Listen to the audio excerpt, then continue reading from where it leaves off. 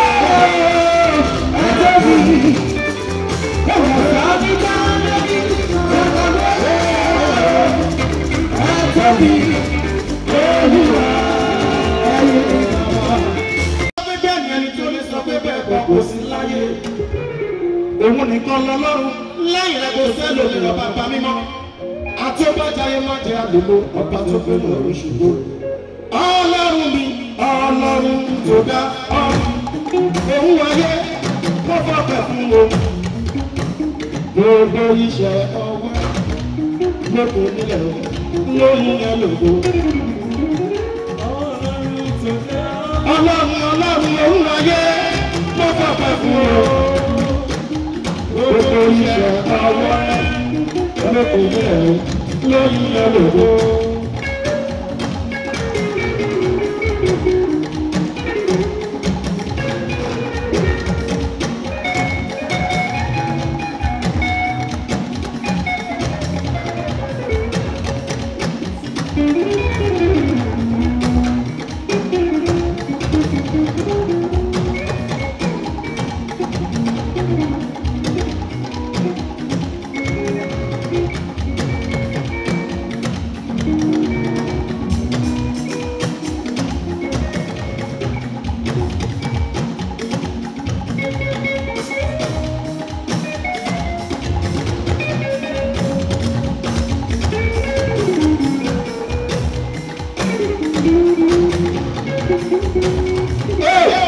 Ọlọ́run tó dá ọ̀run òun ayé ló fọpẹ́ fún wọn.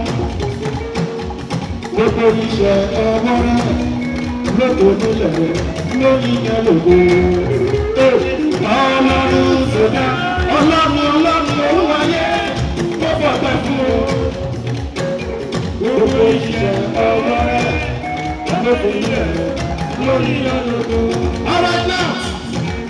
Ewéko mú ìyàn ọ̀rọ̀. Ẹja mi ní ibú ìyàn ọ̀rọ̀. Ẹranko inú igbó ìyàn ọ̀rọ̀.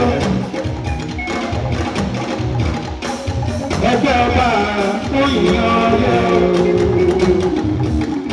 Níta fábí gbọ́gbọ́ fún ìyàn ọ̀rọ̀.